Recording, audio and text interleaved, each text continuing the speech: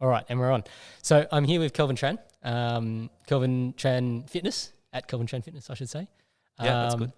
So when I would have first met Kelvin, how old would you have been? When did you first start? I think probably 8. When I was 8, yeah. Yeah, and then now, you know, I'm sitting across a young man now, who's not 8 anymore, and you know, I guess how you know we reconnected. Kelvin listened to one of my podcasts. Yeah. The one with the owner of Jojo, and then I just kept listening. Yep. Yeah. Okay, and then from there, then Kelvin reached out and then said, "Oh, I don't know if you remember me, but you actually taught me martial arts when I was about 8." And I was like, yeah, I remember you. You got 2 sisters and blah, blah, blah. Yeah. And so I thought, oh, well, let's reconnect and let's catch up and see, you know, where's life brought you? Because, you know, one of the things that I always find interesting is, you know, because I've taught so many people over the years, seeing where you guys have ended up, you know. Yeah. I got to see you in this particular snapshot, you know, 8-year-old you, and now you're 21-year-old you, and so much has obviously happened in that time as well. And I think the other thing is also me learning more about you as well, because when I was training, it was just like, oh, you know, these are our instructors. They're just instructors, they're actually people. Yeah. If that makes sense. Yeah. And then now just like speaking to you for the last 10 minutes when we just met was just like really eye-opening. You know, you have a family now, and listening to your podcast, you had a life outside martial arts. Yep. Like you're going through uni and then everything that you did with TAFE. And so I think for me, it's also an opportunity for me to learn more about you as well. Yep. And I think learning more about how you were a person rather than just my instructor. So, Yeah. All right. Yeah. Well, I find that because I've done quite a few of these podcasts now, like it doesn't matter what pursuit. So, you know, so I did a podcast with Father Chris Ryan, who's a Catholic priest, right? And, you know, when you think of a priest, you think of, you know, the guy in the wizard's gown and, you know. Just at the church every day, 24 hours. Yeah. You think about these things, but you don't think about him as a person and how do you get to that point, you know, like what was life like and what were some of those influences that brought you there? Yeah, definitely. But obviously, I guess, you know, in talking about where we get to, so now you're a personal trainer? Yes. So I finished uni last year. Yep. I studied a Bachelor of Commerce, majoring in International Business and Management. Yep. But halfway down my degree, I was just sort of like, can I swear on this podcast? Yeah. I was just like, fuck it. Yeah, free fun. So I was just like, like I don't feel like corporate's the way for me. Yep.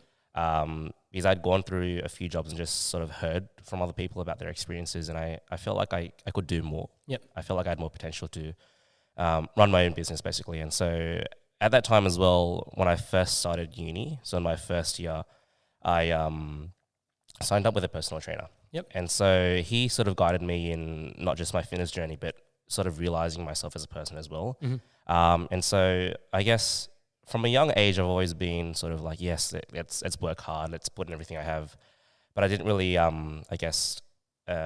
realize its full sort of capacity or its full potential until I started training at the gym. Mm-hmm. I think that really brought that out of me. And so basically I trained with my PT for about a year, and then I did a bodybuilding show. Okay. So that was really fun, and that really gave me a good sort of taste about like pushing myself to my limits and really, you know, with a bodybuilding show, it's not just you see basically the start and the end, but you don't really see the journey in between. Yep. But I think that can also be applicable to a lot of things like with careers and stuff. But just with that show, it was just like so much of just a mental struggle the most.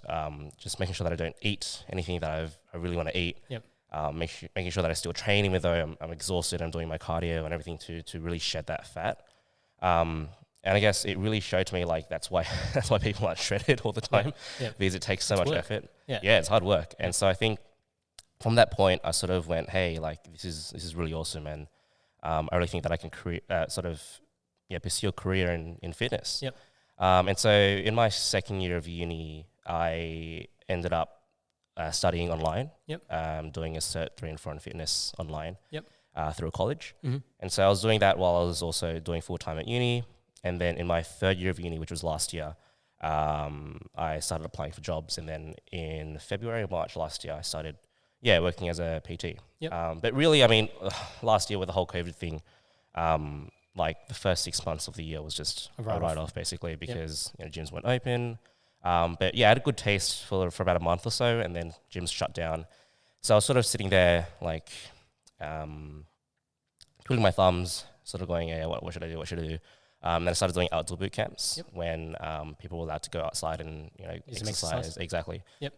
So that was fun. Yep. And then basically when we were opened, I think in just for June or June itself, that's when I went, okay, let's really do it. Yep. And I think it was a really good opportunity too, because uni, the second semester of last year, uni was just all online. Yep. And so I thought, like, I don't have to go into uni. This is a perfect opportunity. So Launchpad. yeah, I just went full on and went, yeah, this is what I'm going to do now. Put my head into it, and yeah, came out the other side pretty well. Yep. Yeah. Okay. There's a few things there I do want to unpack.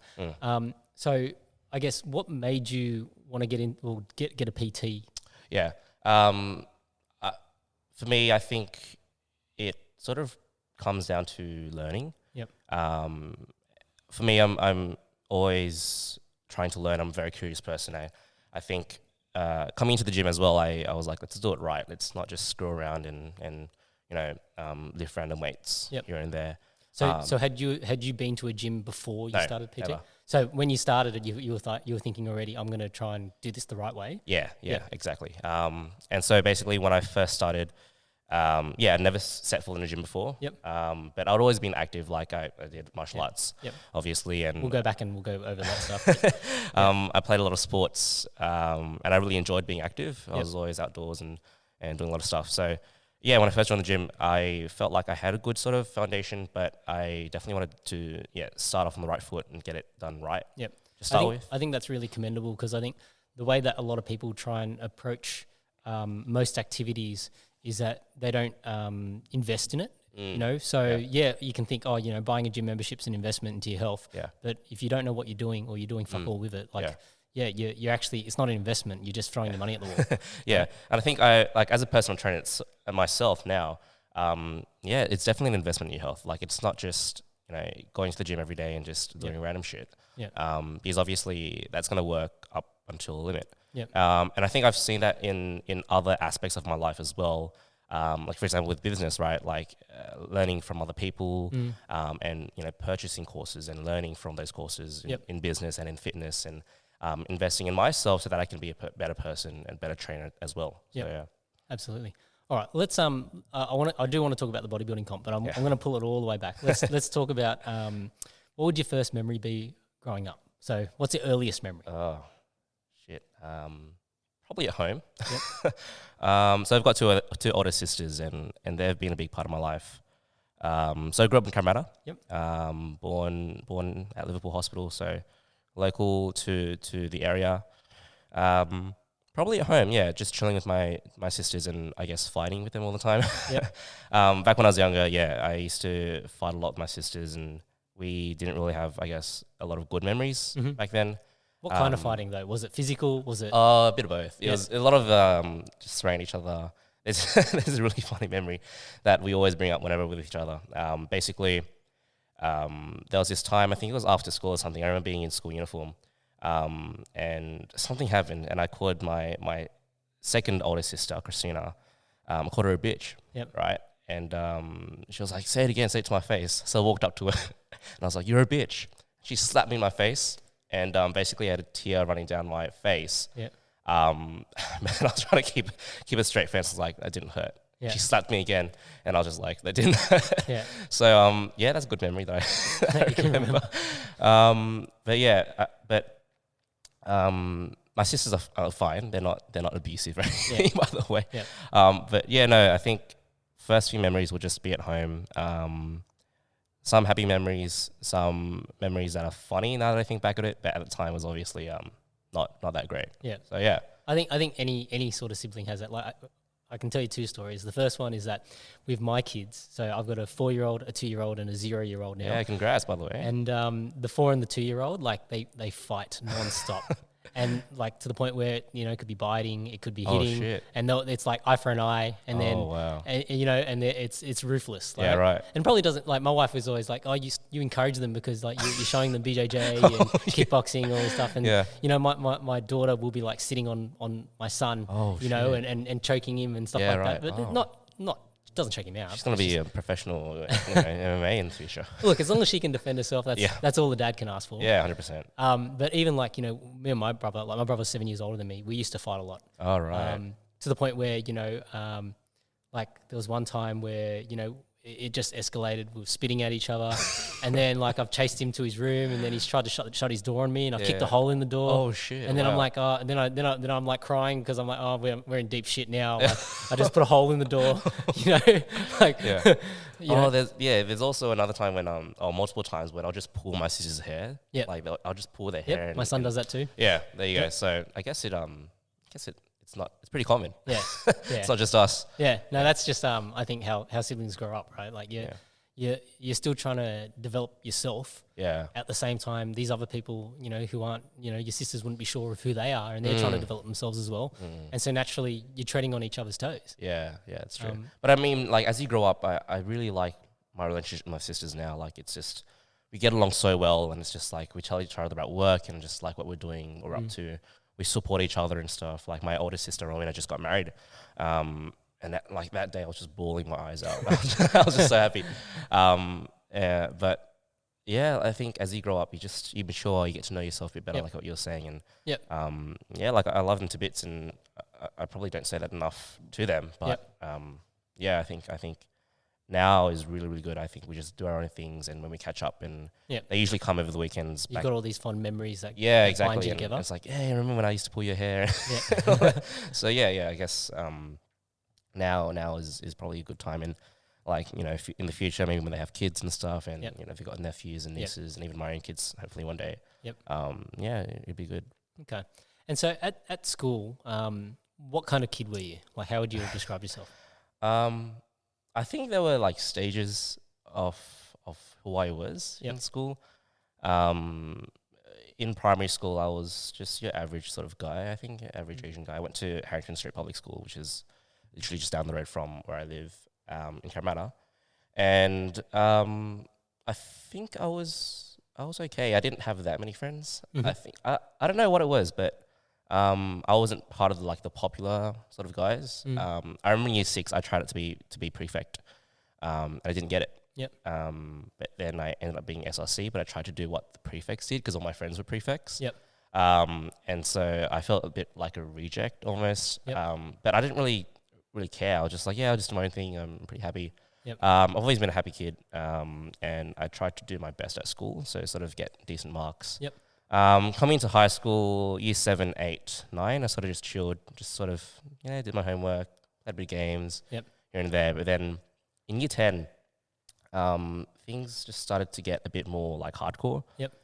So I joined this extracurricular activity sort of club at the school called the Intra Club. Because someone that I knew in the grade above sort of like convinced me to just join. So I joined, and then that was in year 9, and then year 10 I ended up becoming the president of the club. Okay. And what was the club for? So just basically just like you'd run fundraisers and any sort of it's similar to SRC. But it's just like it was funny because people would call that like the SRC reject club.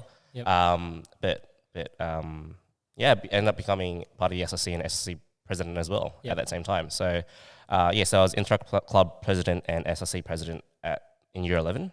And then I tried for school captain in year 12 and got it. So I was school captain for my school. I was sort of one of those tryhards.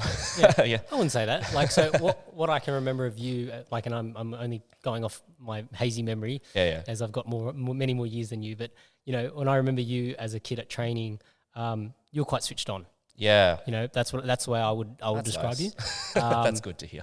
And I remember your sisters as well. But like I saw you as a kid who you had to you had some focus. There are kids who lack focus, or maybe it's not maybe that they lack focus, they lack motivation.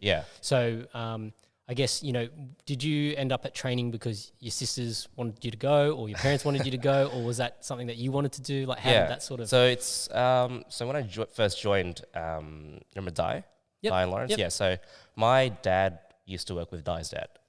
So that's how we sort of knew each other, and we were family friends. And basically, Di was just like, I think maybe Di was talking to my dad or something, just like, tell him to come. And so, we ended up just joining all together, myself and my sisters, and I ended up really liking it and really enjoyed it. And I think what you said was really funny, because I remember even telling other kids off for not focusing or like talking and stuff. Yeah. Or not telling you off, but just saying, hey, like, shut up. Just focus. Just focus. So I think those memories are coming back to me now. But I think the main motivation for me to sort of go was just, it's sort of cool to sort of do something that was, kung fu and martial arts different. And I guess I enjoyed it, so that's why I sort of stuck with it and just did it. And like, people there were cool, and I remember as well, I used to, like, when we used to do long arm in like a semicircle, I used to try train with the seniors, like with you guys and stuff, and line up and sort of stay away from all the kids. So that was fun. That was good. Yeah, so what Kelvin's talking about is, so we used to do these, we did these partner activities, and so there's, back then we used to have probably anywhere between 60 to 100 kids in a class or students in a class, in a mix of age ranges from, probably the youngest would have been like 5 or 6, and then the eldest would have been maybe up to, say, I don't know, 40 or something like that. And, so you get to, and you rotate through the partners. So, you just move to your right and the other side moves to the right. And so you basically get to train with a really wide range of people. And then back then we used to train, there were 3-hour classes back then. 6 to 9 on Saturday nights. 6 to 9 on Saturday nights. And the first hour, you could almost spend an hour doing those partner exercises. So at some point, you would always have to go with, whether it's a senior with a kid or a kid with a senior, you really got a good mix of people that you got the opportunity to train with. I think back then we were pretty harsh sometimes. It's pretty hardcore. Depending on who was taking the class, right? Like, would determine, and I think all the students knew it too. Like, certain instructors you could get away with talking, and others you couldn't, right? The thing is, I liked it though. I liked the discipline, and I think it's really ingrained a lot of good habits in myself as well. Which I'm actually really grateful for. Like, not talking in class and focusing on what you're doing. Don't talk back. All those sort of things. I think really did carry on to when I was in school, and even now, where like I do the same thing with like my own classes here, with my own line dance team. So you need to have structure, and I think one of the great things about traditional or more traditional methodologies is that there is a lot of structure, and then I think the harder part when it comes to structure is that at some point if the structure, like, if you liken it to a cage, right? So how big or small the cage is determines, how big or small you can grow, like a fish tank, right? So there's certain fish that, you put them in a big tank, they grow bigger. You put them in a small environment, they stay stunted at that growth. So I think, it works both ways in the sense that the bigger, whether it's your business or whatever, enterprise that you're doing, your structure needs to scale as well. Like, it doesn't, you can go, oh, well, this structure works really well, but it may only work for, 5 people. Right. And then suddenly if your scale needs to then multiply to 25 people, you can't then go and throw, the extra 20 people in the same structure. You have to grow that structure at the same time. But in terms of, so when you were finishing high school, right, and then what made you pick commerce in terms of university degrees, or how did that happen? I actually started year 11, year 12 thinking that I would get into engineering. But then I sort of realized, I'm pretty shit at maths, so it's probably not an avenue that I can get into. And I actually started my first business in year 12. So it was a clothing line called Daily Hustle Apparel. And it was just with a mate that I was in. We did robotics together. So there was a robotics club. And I think in year 11 we went to the US together.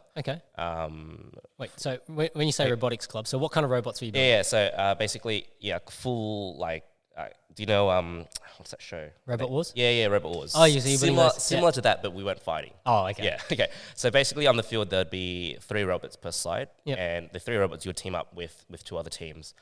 To complete like a set of tasks and obstacles and stuff. So the first like 30 seconds of the match would be like an automated round. So then you would have to code that. So we'd have like coders and stuff in our team who would code all of that. And then you would have like a minute and a half or 2 minutes to actually do the round. So there'd be a whole bunch of obstacles on the field, and you would have to like drive through things and pick up balls and launch balls up into the sky or into a hoop and stuff. So it's called FRC.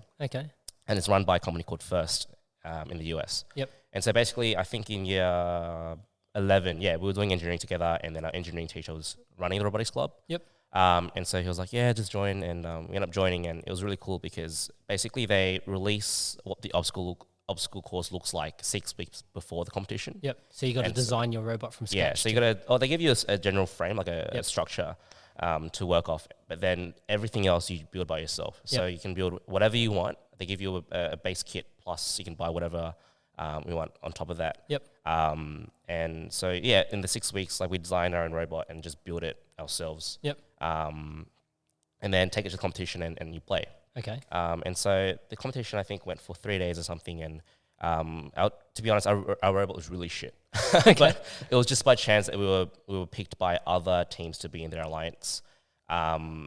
I don't know why they wanted us, to be honest. Oh no, the reason why they wanted us is we were the only ones left to pick. Oh really? Yeah, we were one of the last teams to get picked into alliance. Okay. And so one of the teams that we were in an alliance with, they were basically the best in Australia. Okay. So we just got carried all Carried the the whole way. finals. Yeah, we got carried all the way to the finals, and then I think we won a wild card to go to the US or something. It was something really ridiculous where I was just like, I don't know what the heck's going on right now. So you got to go to the US? Yeah, so we went to the US. So we went to Houston and competed in like a massive stadium.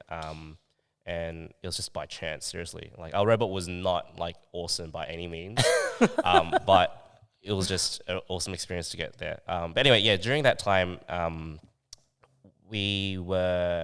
team was looking for custom uniform. Yeah. And then my mates and I were just like, because we'd built a robot, like, we can do anything. So we'll just make uniforms ourselves as well. Yep. So then, we made the uniforms, and then we started up just making like actual clothes, like a clothing line. Yep. And so we named it Daily Hustle Apparel because we were actually a conference about the robotics competition. Yep.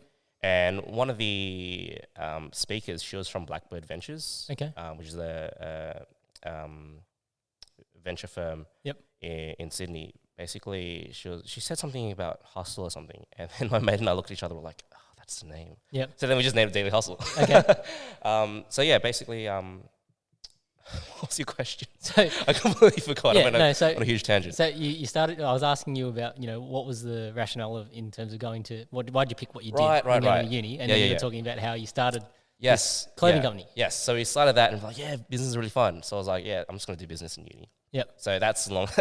Okay. Yeah. That's so story. Okay. So then, and how did your Daily Hustle apparel go? Like, it was not bad, man. Yeah. I think we almost broke even. Yeah. And we basically just sold it to like teachers and to friends at school and stuff. I think we had like 2 orders, which were random people that found us online. Okay. And that was really exciting. We were like, people are finding us now. This is the start. Yeah, exactly.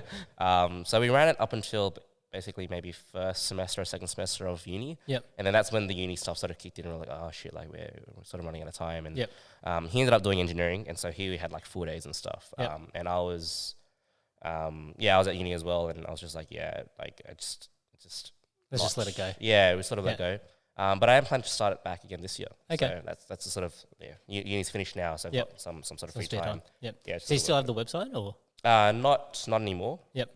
I tried to renew it with the same website last month or something, and it's gone. Someone bought it. Yeah, someone bought it. So I've got to sort of retweak it now. Yeah, retweak it and bring it back to life. Yep. And so in terms of the clothing, so for that business, what were you doing? Were you getting just t-shirts, getting them printed? Or? Yeah. So basically we had a few basic designs, and we just got them. Yeah, we bought a bunch of like plain t-shirts and got it printed. Yep. Here in Sydney, and then we had a few custom orders as well. Mm-hmm. Basically, the friend that I was with, my business partner, he was really good at design. Mm-hmm. And knew how to do all the Photoshop and Illustrator stuff. Yep. I was doing more of the like business and like sort of business development sort of side. Mm-hmm. So he would make all the designs and stuff, and we would try to get clients of like other schools. Yep. And what we did was that we actually sort of made ourselves known to the robotics community. Mm-hmm. And so we went to schools which have robotics teams, like, hey, we can make you custom uniforms if you want. So that was really cool. Yep. We made a few sort of custom designs for a few teams. Yep. And obviously our school as well, with our own robotics club, we made some pretty cool designs for them too. So okay. So half of it, about sort of 30% of the work was custom sort of uniform and stuff. And then the rest was just us designing our own stuff and trying to blow it up on social media and getting our friends and family and stuff to wear it. Yep. Yeah. Okay, it's still a good learning experience. Yeah, for sure. I mean, like I think a lot of stuff that I've learned that I can apply now to my own business as a personal trainer, and also restarting Daily Hustle now, comes from that experience where like we literally just went in like Blind. We had no idea how business works. We're like, oh shit, like what's an ABN? Yeah. Yeah, we didn't even know what an ABN was, and it was like, oh, you know, like how do we do ads? How do we get ourselves known? Yep. But yeah, I've come a long way from since then, and Yep. yeah, know a lot more about business now, obviously. Yep. But yeah, nevertheless, it was just awesome learning experience, and it's what pushed me to actually study commerce at uni. So yeah. Okay. And then how did you find the uni experience? I thought it was, thinking back, I mean, my mind might change now, but thinking back, I just thought it was a waste of time, to be honest. Yep. No practical application to actually how to run a business. I say this to a lot of people, like I've got a few clients who are in high school or just finished high school who are like, oh yeah, I might do commerce and stuff. And I was just like, don't do it. And the main reason I say that is because if you want to be a business owner, you don't really study a uni degree to become a business owner. Yep. I really feel like a uni degree doing commerce or business teaches you how to be an employee in a business. And that's when you're studying your finance or accounting and stuff where, you know, you end up working for the big dogs, like, you know, your Deloitte and EY and stuff like that. Yeah. And yeah, I mean, like if that life is for you, it's for you, go for it if that makes you happy. But for me personally, I went into the degree thinking that, yes, it'll teach me how to be a business owner. This will sort of teach me how to become, you know, how to run my own business. But yeah, no. Yeah, like it's one of those things. I think a lot of people have that experience when it comes to uni and tertiary education. Like even for myself, like I didn't need to study what I studied to. Yeah, because you studied law, man. I did law and engineering, yeah. So I didn't need to do that to, like, there are plenty of guys who are more successful than me in the automotive industry who don't have any degrees. I think for me, I guess the fortunate part for me and how it's helped me is when it comes to the legal side of things, you know, contracts and so having a good baseline understanding. And I think that those sorts of things you can't buy with money. It's experience, right? Yeah, 100%. So, you know, when you've gone through that learning, you get this sort of confidence as a result of it. Yeah, I think, like, don't get me wrong, I think uni was still valuable in a sense of not so much the content that I learned, but just you know, that the concept of just sitting down and learning. Yeah. And figuring out how to research, how to, you know, talk to people, how to network with people. Yeah. Those were all really, really valuable skills that I've learned throughout uni. Yep. But in regards to the actual content, I think, like... It doesn't teach you execution. Yeah, 100%. It doesn't teach you how to practically apply whatever you've done or wherever you've learned. But yeah, I think uni was still a good experience, don't get me wrong. I enjoyed it and I met heaps of people and, you know, I went overseas. So uni was really enjoyable, but when you talk about taking it in a practical sense, not so much. But I think this would only apply to not every. It wouldn't apply to every degree. Obviously, if you're, you know, you want to become a doctor, you've obviously got to go through a degree and go through uni. Same with being an engineer, you've got to, you know, definitely get a degree for it. But with that being said, like, finishing a medicine degree isn't going to make you a good doctor. Finishing an engineering degree is not going to make you a good engineer. It's about ongoing development. Exactly, right? 100%. Like if you're a doctor and you got qualified, you know, 20 years ago, how much has medical technology changed? Yeah, exactly. Right. So it's one of those things, like, you know, when you, and that's why there's levels to it. You know, do you want to go to the guy who has the degree but has done zero investment in terms of, like, they've done future it. learning. Yeah. So they've just done it just to, whether it's to make money or whatever else. Yeah, 100%. Or would you rather go to the guy who might be fresh out of it, but is passionate about it and is continually investing in, you know, what is the latest technology, what are the latest theories or analysis. Exactly. And I think those things, you know, people don't take into account. Like you think, oh, it's just like you get a piece of paper. Piece of paper, yeah. Yeah. But it's, you know, it's not just about the piece of paper. It's like, how has that helped to shape that person to what that translated learning into what they're doing. Yeah, for sure. You touched on travel. I want to just go back to that. Okay. Because I think one of the things I always say, and what I think about in terms of travel is that any time you've gotten a chance to experience a different culture and a different way of life, it generally leads to growth in the person. Yeah, definitely. Right. So when you went away for that robotics thing, was that your first time overseas, or you've been overseas prior to that? No, I've been overseas before. I've got most of my mum's family in Vietnam. Yep. And we've been to other places like where have we been? Like Singapore, Vietnam, a bit of Europe. Mm-hmm. So yeah, we've traveled together very fortunately as a family. But yeah, the US trip was basically just sort of by ourselves. Yep. By myself. Yeah, and so yeah, when you talk about growth, it's just when you're put in such a different environment, you're forced to grow. Like it's either you grow or you just die. Yeah, it's sort of like, oh no, like I'm in the middle of nowhere. But yeah, I think for me, I've always had a learning mindset. Like I said before, I've always sort of been like wanted to sort of throw myself in the deep end. Yep. Yeah, and just figure out what the heck was going on. Yep. So for me, like I think I really do sort of prosper in environments where it's just like I have no idea what's going on. Yeah. And I think it's very similar when I first started as a personal trainer as well. Yep. Same thing as uni, like the actual certificates to become a personal trainer, I find are very, they don't teach you how to be a good personal trainer. Yep. And so I was just sort of thrown in the deep end. At the gym that I work at, there was no other sort of personal trainer there. Yep. And so my personal trainer that I was training back then was sort of my mentor. Yep. But coming into it, it was just like I had no idea what I was doing. I had some sort of guidance here and there by people who were at the gym, like the PT manager and stuff. But the rest was just sort of my own, like, let's try this, let's try that. Let's sort of see how we go with this person and that person. So, and okay, so just talking about the PT side, right? Mm. So, if you've got a PT, so you had a PT and he was a bit of a mentor to you as well. Yeah. Was there any point where, you get seen as competition now because, you can the reason why I say that is because I think, a lot of people have this mentality. It's like, oh, if they're the first one doing it and then somebody else gets into it, you can't, I was here first kind of a thing. Yeah. But and I guess people call that the famine culture. But I'm very much on the opposite side where I think everybody should be utilizing their platforms to help other people. Yeah, for sure. But like, did you experience any of that? No, I was actually very grateful, very fortunate for him to actually support me and push me into actually becoming a personal trainer. I think the other thing was that I didn't become a personal trainer at the gym that I was training at. Okay. So I was a completely different environment. Yep.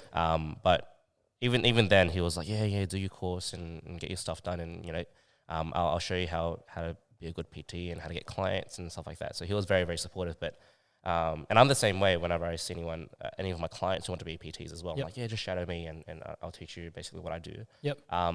Because I think like there's enough food for everyone. Yeah. If that makes sense. Yep. Like there's no need to be, hey, don't do this because I want to run a business. I think it forces me to be better. Yeah. Like if someone... that competition means you have to develop. Exactly. And if you don't have a monopoly anymore. You've actually got to believe in what you say and do what you think is right. Yeah, and not just be complacent, I think that sort of competition is good competition. Yeah. To sort of keep pushing you to do more and learn more. And it's the only way you can raise the level. And I think, like in talking about business, like I see it with my staff, for them to be able to raise the level, there has to be some element of competition, not from the perspective of, oh, well, if I do this, or if I cut this other person down, I'm in a better position. Yeah. It's more to say, well, if this person's growing at this rate, why am I not growing at that same rate? Yeah. And I think the other thing is also like, for my own personal trainer, it gives him, I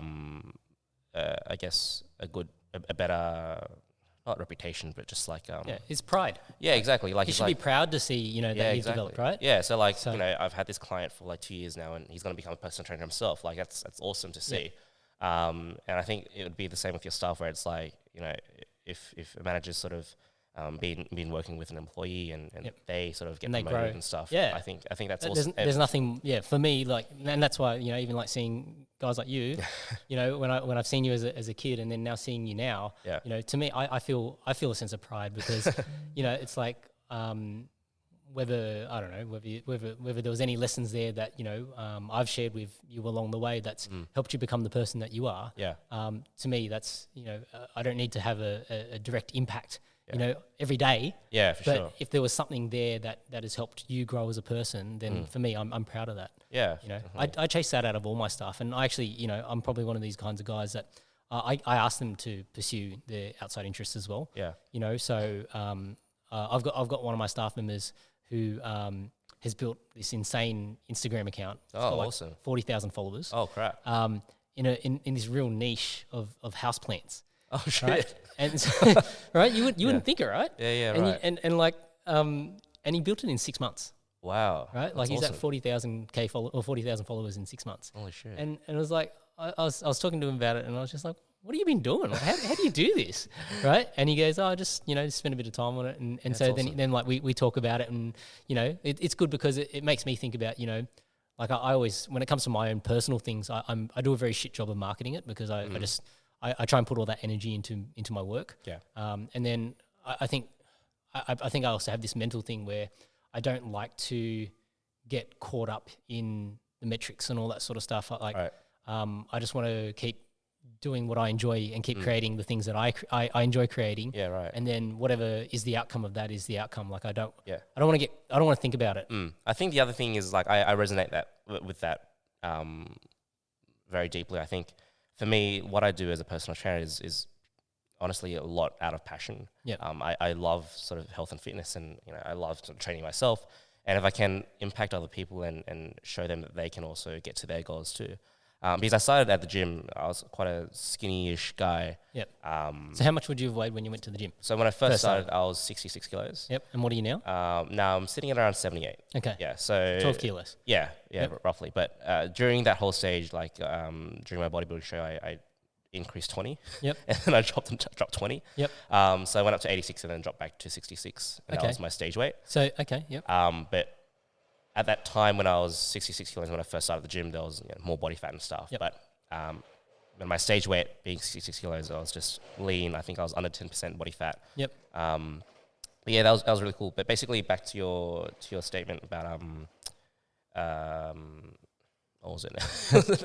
That sense of pride. Yes. Oh, but after that, something I said that resonated with me. We've lost it. No, that's right. We can come back to it. I want to ask you about the bodybuilding thing. Okay, go for it. So why? What made you want to do this bodybuilding comp? The challenge. Okay. Yeah. I thought that it was just like, let's get lean, man, and challenge myself and see how it'd go. Yep. The other thing was also my PT was just pushing me to do it as well. Okay. He was like, yeah, you've got huge potential. You can really do it and you can really do well. Yep. Had he competed as well? Yeah, so he'd competed before, and Yep. he knew that, I guess, I would do well if I competed. And I was like, yeah, just do it. Let's just go for it. And, I feel like opportunities are there for a reason. Yep. Just leave and sort of let it sit there. Yep. So yeah, the opportunity came up to actually do a show, and I was like, yeah, screw it, let's just do it and see where it takes me. Yep. And so what was that time period? So how long did you have to the comp? Yeah. So when you made that decision? I think, it was sort of like an ongoing thing. He was like, yeah, there's a comp coming up. Do you want to do it? I was like, yeah, I don't know if I'm ready yet. I think that was like basically with bodybuilding, there's 2 seasons throughout the year, season A and season B. Season A is around like your March, sort of March, April, and then season B is around September. Okay. And so I think he had said, yeah, let's do season A. But I was like, yeah, I'm not really ready. Let's do season B instead. So then I think from the start of the year, which was 2018. Mm-hmm. So 3 years ago, yep, or 2 years ago. Yep. No, 2019, Yep. yeah. So from the start of 2019, that's when I started really taking it more seriously and starting to build my body up to a good size, good mass. Yep. Until 86 kilos. Yep. And then in 16 weeks, I lost 20 kilos and went down to about under 10% body fat. And that's when I competed. Yep. So yeah, it was sort of like almost a whole year to sort of build up and get myself ready. Yep. And then 16 weeks to cut down all the fat. Yep. And compete. So, but mentally, you had already committed to the comp at the start of the year? Yeah, I think at the start of the year, I was just like, yeah, let's do it. Season B, let's just start bulking from here. Yep. And then we'll cut. I think in June, I started cutting. Or just before June, I started cutting. And then the comp was in September. Yep. Yeah. And then so so how long had you been with that PT? So, yeah, at that time, I joined at the start of 2018. Okay. Just 3 years ago. Yep. And I trained with him for about the whole year. Yep. And then in 2019, that's when started to prep for the comp. Yeah, prep for the comp. Okay. Exactly. And so then obviously in that time, you're learning about nutrition. Yeah, of course. The whole thing is just, nutrition and, training and just cardio and calories. Yeah, basically the whole thing to actually do a show. Yep. And so, did that mean that you would have been a lot of fun that year when you were competing because you basically had to measure everything, right? Yeah. So like a scale, every sort of anything that I put in my mouth was weighed. Yep. And tracked. And it was actually quite a rough period, I think, with a lot of my relationships as well. Yep. Because I was like, no, I can't go out. Gotta diet. Gotta train. Yep. And I was quite moody as well. I think a lot of people feel this way when they do cut. Where because you're eating so less, you have no energy, but then you've got to do your cardio, which is more than you've ever done before. You get very angry. Yeah, and you got to train as well. Yeah. And you get really aggressive, really moody, really angry all the time, like hangry. Yep. And so during that period of time, I was just like impatient, and just like not myself during that whole time. But it came at the end okay. And so then, what were you thinking? Going into comp day. So obviously that's generally very stressful, right? Yeah. I was just like, let's fucking kill it. Let's do it. Let's just do it. I was just very driven. Like I was just like on fire. It's just like a fire burning inside me. Like let's get it out of the way. Yeah. Let's do it. Let's kill it. Let's get it. Like let's win number one. Yeah. I ended up coming second. Yeah. Okay. Still a great result. But first time. Still really cool. And great experience. And I think for me, there's periods of times where I just really switch on and I just sort of like put the blinders on and like go in one single direction and just go. Yep. And I just really love that feeling of really just pushing myself and driving myself to a certain direction. Yep. And that was really my mindset going to comp day. And just thinking about just killing it. Yep. Getting number one, winning the trophy. Yep. I think another thing that I do a lot is I use imagery, sort of envision things in my mind, visualization. Yep. I do a lot of that as well. Like I would just close my eyes and just see myself on the stage, like with a trophy and or like posing and stuff like that. I do a lot of visualization as well. Even with like now as a personal trainer, like what I do with my business, what I do with my clients, what I do when I train myself, I use a lot of visualization in what I do. Yep. So when it came to your business, right? So talk me through what was that like? So when you first started going, okay, I'm going to turn PT into a career. Yeah. Yep. Yeah. So basically, I think it was after the bodybuilding competition that I was like, I think it'd be good to pursue fitness. I sort of had made a name for myself, and I think I was ready to sort of put myself out there as a PT. Yep. I think the main thing was just the attraction of running my own business sort of thing, because I'd always wanted to do that to start with. Yep. And I think the passion just aligned with what I wanted to do. Obviously at first I was a bit hesitant. I was like, I'm not really sure about what if I don't do well? What if I don't get clients? Yep. And to be honest, when I first started, the first sort of 5-10 weeks was like that. Yep. And then COVID hit and I was like, fuck, I've got no clients anymore. I don't even have clients anymore. Yeah. But I think, starting was pretty hard. I had set myself up with pretty high expectations. Yep. And there would be times when I'll just feel like, I'm not getting where I want to be. I don't have enough clients. I'm not making enough money. I'm not, doing well enough. Yep. I'm not giving my clients enough support or whatever. Yep. So I was quite hard on myself.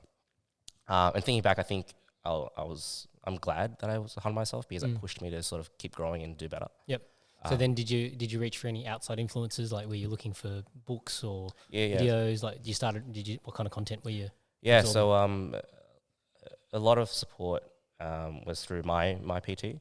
So he gave me a lot of sort of guidance and assistance, and we have a PT manager who goes across a few of the gyms. So basically the gym that I work at, the owners of that gym own a few gyms in the area. Yep. And then they've hired a PT manager to manage all the PTs. Yeah. And they did a pretty good job, because they basically made their own modules and stuff, learning modules on how to be a PT as well. Yep. So I went through those and learned more about sales and stuff. And I tell this to anyone who wants to be a PT, basically being a personal trainer, 90% of the job is sales. Yep. You can't have clients unless you get them to become a client. You can't train people unless you have clients. Yep. And to get clients, you've got to sell. Yep. So I was listening to a lot of business content, sales content, Jordan Belfort. I'm a big fan of Gary V. Yep. Gary Vaynerchuk. I've loved him ever since I found him in year 12 or something. Yep. I just keep listening to his content. Also about pursuing your passion and your happiness and providing value. Yep. So yeah, I think those were the main things. And I guess for me, I'm quite also intrinsically motivated and quite driven as well. I think that's just in my nature, just to do well and not give up and not fail. Yep. So I think for me, I just kept pushing, kept experimenting, and yeah. Okay. And then, so I always say this, when it comes to sales, you typically always remember, like, your first deal or your first client, Yeah. I guess, was there a point where you applied some of these sales techniques and then you're like, oh, shit, it worked? Yeah. Like, I think the first few times when I'd call leads, right? Yep. I was just so nervous and just sort of like, oh, what if they reject me? What if they say no? But yeah, like when I started to get conversions and stuff, I was like, oh shit, people actually want me. I was like, oh, people actually want my services. People actually want a personal trainer. I think the first few clients that I got were people who actually they were looking for a personal trainer. Yep. Which did make things easier. Yep. But when I started to sort of be conscious about what I was saying while I was selling, that's when I was sort of like, yeah, this is gonna do well. And now I love sales. Like it's really fun. And I think the point where you can actually like think about what you say next, when you're selling to someone, and sort of predict what's going to happen next or what they're going to say. I think that's really fun. Yeah. I think as with most sales systems, the best ones that yield the most consistent results come from being personable. Yeah, 100%. As you were saying at the start of the podcast, it's like when you can see somebody in a certain environment, and I'll use the dealership environment as a good example here. But a lot of times, people come in and then they go, oh, we don't like salespeople, but a salesperson's just a person, right? And likewise, I was using the example of Father Chris, who I did a podcast with. Some people can be like, oh, I'm not religious, but he's also just a person, right? And so once you start to remove some of those barriers where it's like, oh, 100%. This person's very different to me, because they're a salesperson or because they're religious or because of something that they do, or whether it's an ethnicity or a background thing, you really start to realize just actually how similar. Yeah, for sure. And I think becoming a personal trainer as well through the courses that I went through with the PT manager, just like be relatable, man. Just be yourself, be human. Yeah. Don't try to be a personal trainer. Just be yourself. Yeah. And I think that really went well with me because like I'll just have a conversation with them instead of really selling to them. Yep. But obviously like shift the conversation one way or the other. But really just speak to them as a person to person conversation and say, hey, I just finished. I'm in uni, or I just finished uni. Yep. Oh yeah, you went from the high school. I knew someone who went to that high school, and sort of relate to them. So I think with sales, it's not people. I think sales has a bad name to it. It's sort of like, I'm trying to sell you my services. I'm trying to sell you a car and your situation, but really it's just like I'm trying to give you the best thing that I can offer. Yep.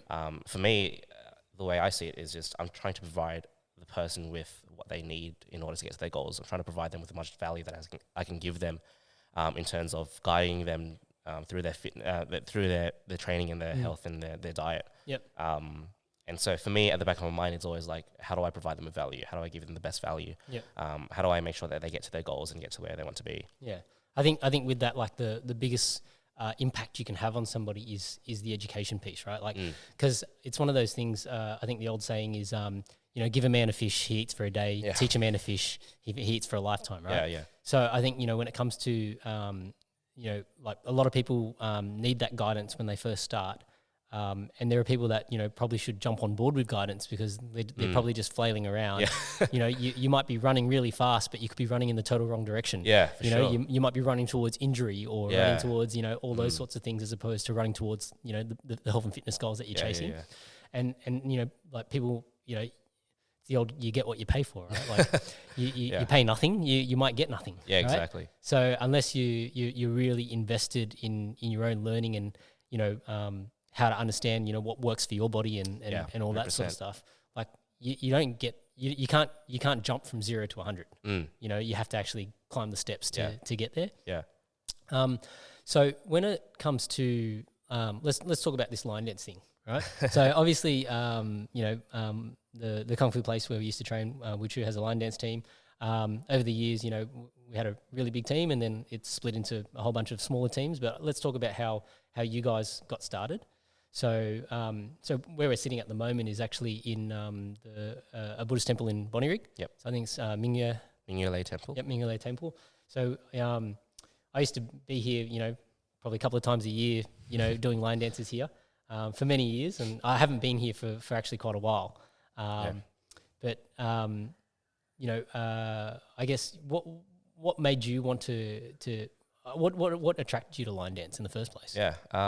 So back when I was training at the same school that we were at, I'd always watch, you guys, the seniors and stuff, do line dance. Yep. And I think ever since I was small as a kid, I'd always run out to the shops in Cabramatta during Lunar New Year and just watch line dance as well. And my parents would buy me DVDs with line dance videos and stuff, and go on YouTube to watch line dance. So the main thing was just the attraction to the actual art itself. Yep. And as a kid, I remember my mum telling me, "No, you're too young to do line dance. You're gonna get short. You're gonna stay short. You're not gonna grow and stuff when you do line dance." Because my sisters did it. Yep.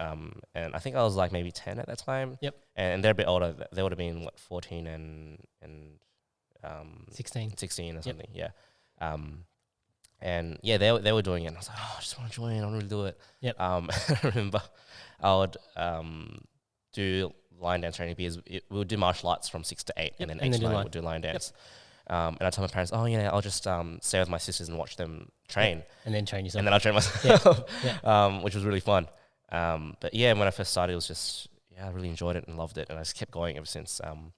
And then basically 2 years ago, I had the opportunity to open up my own team, my own line dance team, which is where we're at right now at the temple. Basically, I've been involved with the temple for a while now, and they were looking for their own team, and I was looking to start my own team. And so that sort of matched perfectly. Yep. And yeah, basically we just started small. We had a team of maybe like 15 or 20 of us, and started off with a few lines. And ever since then, like, my passions continued, and I'm in a great team of older guys who have the same passion. Yep. And they help me sort of manage and run the team and teach the kids. And it's just grown since then. Like, our team has about 40, 50 people now. And yeah, during Lunar New Year, we split into different teams as well. Yep. And so what's really driven it is just passion. And I think the other thing is also it's just different to what I do from everything else. It gives me a sort of release. And I think the other thing that's also attracted me to it or sort of kept me going with my own team is the management aspect as well. Yep. It's taught me a lot about how to manage people's sort of personalities, relationships, internally with my own team, team members. But I think the other thing is also, we run as a non-for-profit organization. But obviously we've got to get shows too. Otherwise we're just gonna not have anything to do. Yeah, exactly. That's right. So I think that side of like pitching to corporate and building relationships with our clients, that's also been a really nice sort of learning curve as well. So yeah, I think right now running my own team, two sides, really just learning how to manage people in my own team, and then that sort of business development corporate side where I can practice and apply my business skills as well. Yeah, because you need to be able to promote what it is that you do, so that people are aware that you offer such a service. Exactly. And then the other part of it is that because it is essentially like a business, because without people you can't run a team. Exactly. And you need to have people to operate the instruments and use the line heads and do the tricks and do the performances. Yeah, for sure. And then you need to be able to prospect with with the businesses or corporates or shops or whatever to get the work. Yeah. So I guess from it, like, I'm just looking at all your line heads here. So are they all sponsored, or so we've got a few sponsors over time, or so the temple was our first sponsor. Obviously, they helped us get our first batch of lines. But ever since then, we've got two sponsors now, who are family members of our members, of our team members. Yep. We haven't really gotten too into the sponsorship side. Yep. We've been pretty lucky to get quite a lot of performances ever since we started. Yep. But I think a big part of it was just me going out there and saying, hey, we're doing this now. Yeah, we're doing this now. I'm based in Bunbury. You guys have a really cool shop or restaurant or whatever. If you guys are interested, just let me know, and I could definitely do something for you guys and put on a show for you guys and your customers. So yeah, with sponsorships, I definitely want to pick that up this year. Depending on how COVID goes and how people are seeing their finances and looking at their money. But yeah, I think so far we've had a pretty good run, and I'm really proud of the team and what we've been able to build. And yeah, you're right. Like it feels weird to say this, but it's almost like a business, right?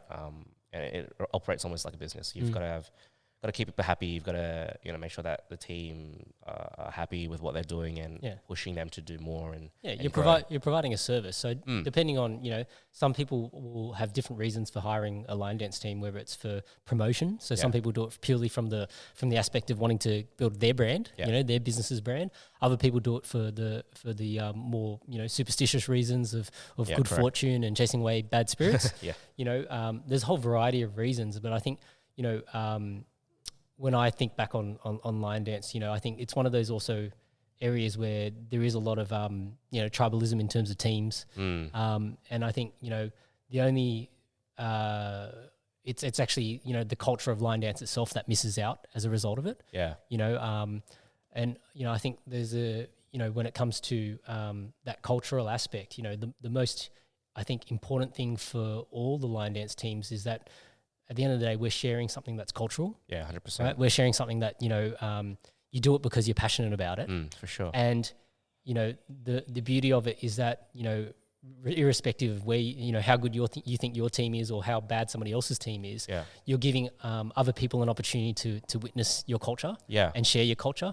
And so I think, I think there was a few things that started happening, which was pretty good in terms of like trying to get all the teams together and meeting up and stuff. Like I'm a big sort of advocate for building relationships with other teams as well. I think I think like you said this in another podcast. I don't know which one it was, but like I think it was about the automotive industry. But if my team grows and another team grows, the whole industry grows altogether. I think that's something that I really want to do, and I think, a lot of people are also getting on board with that as well. I think the other good thing is that regardless of whatever team you talk to, whichever member you talk to, they do it because of their passion of the art and culture. It's not because they have to, not because they're forced to. They genuinely like what they're doing, which I find is such an amazing thing to see my students just rock up every week. I'm like, how are you still here? We put you guys through so much shit and they still rock up every week. But it's just like, I used to do that too. When I was going through martial arts, I used to do all these push-ups. But it comes down to passion for the art and the culture and just exposing it more and more across Sydney and across Australia. It creates community. For sure. I think, community for sure is a big one. And I think culture as well within your own team. And I think for us as well, we have a role in the community to guide and support the kids in our team too. A lot of our team members are high school students and going through their studies and stuff. And I think, it's good for us to be there to support them and say, hey, if you need help with your homework or if you just want to play games together and stuff, we're here for you. Our family here for you. So I think we play a role in the community as well in regards to like helping kids out too. I used to love going to. So when I was in high school, I was training kung fu already at Wuchu, and that was my outlet. For sure. I used to love going to training, even during HSC and all that. Like everybody would typically stop around that time because it's like, oh, you got to study. But that old adage of healthy body, healthy mind. Same. If everything works in a balance. For sure. There's no point. Stressing yourself out to the point and having no outlets, you're going to perform worse. Sure. You need to have that coolness under pressure. And I think, when it comes to performing, like that's something that you develop once you've had to do, multiple performances in front of large audiences. You start to get very comfortable with the pressure.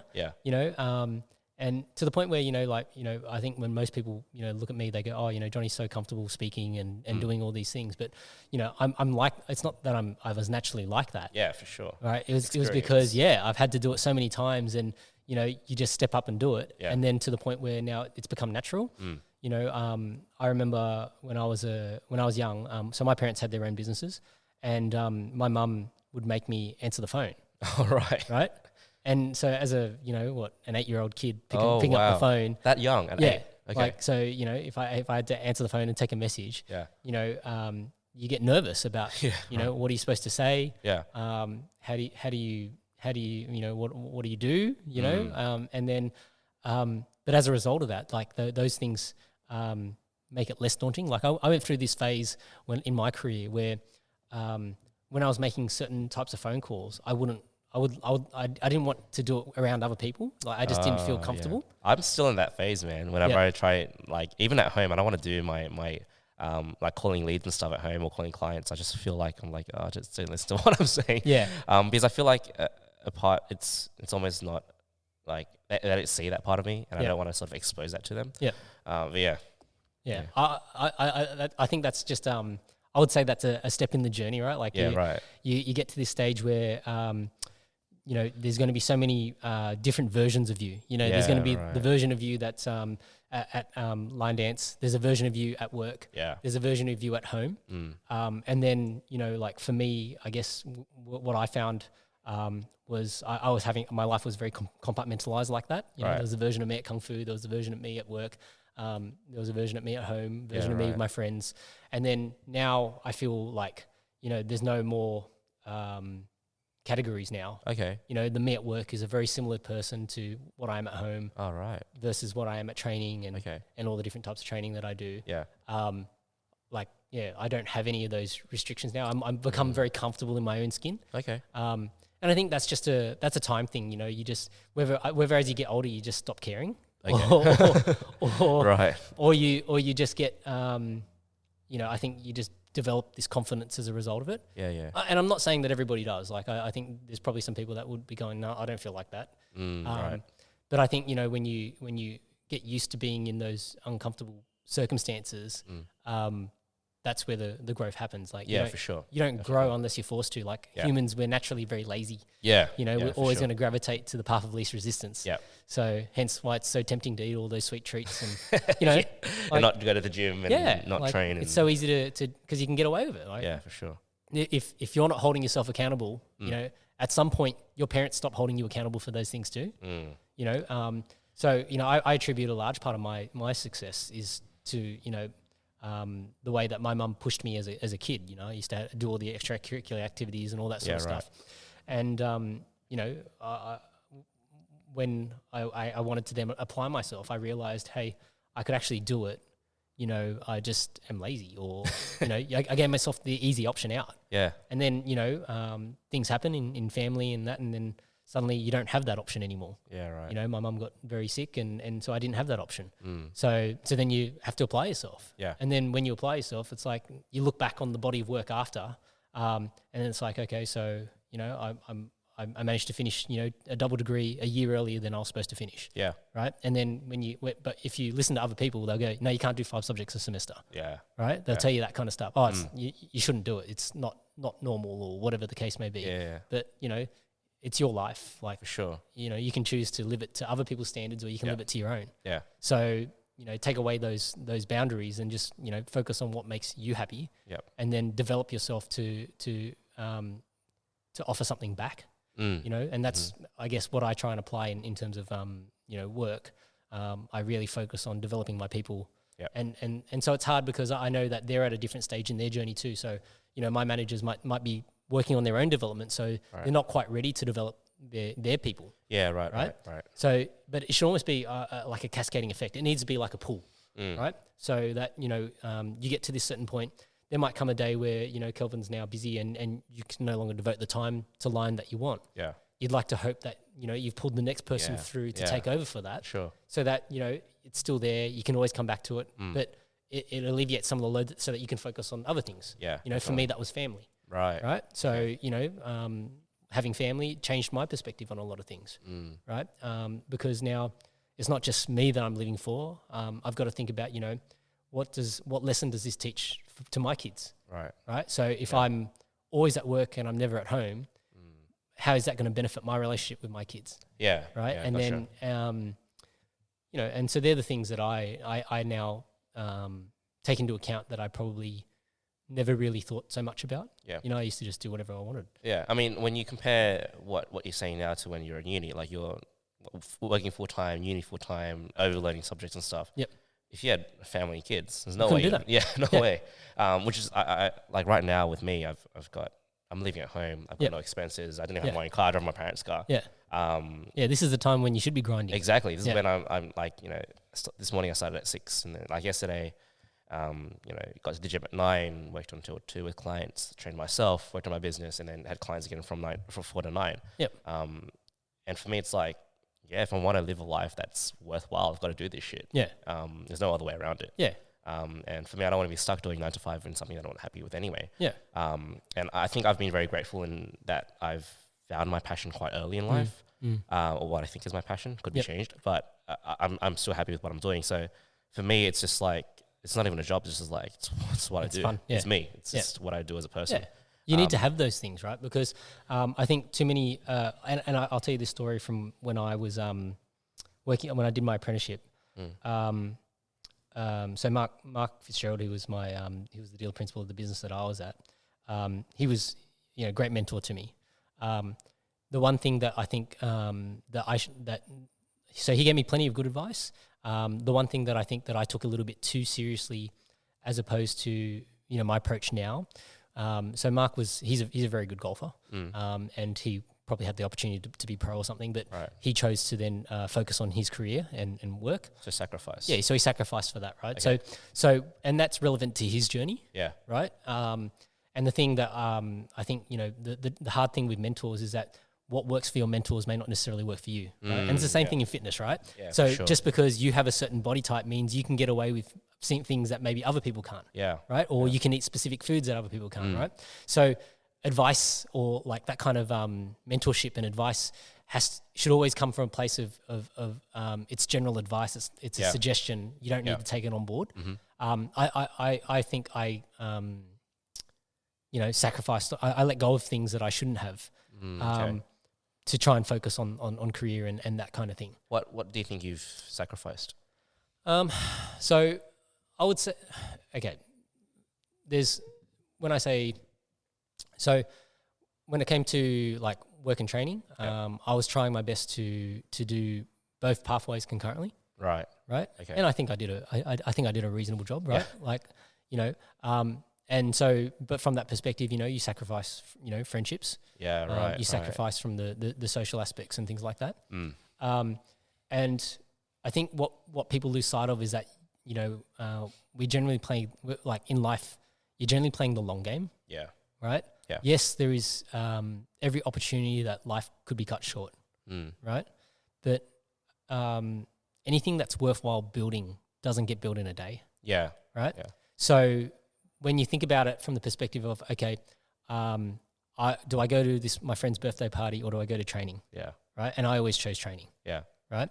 And then over the years, it's like, okay, so I didn't miss all these cumulative training sessions, but I've lost that relationship. So was it worth it? So all I need to do was just give up one day of training. Yeah. For that.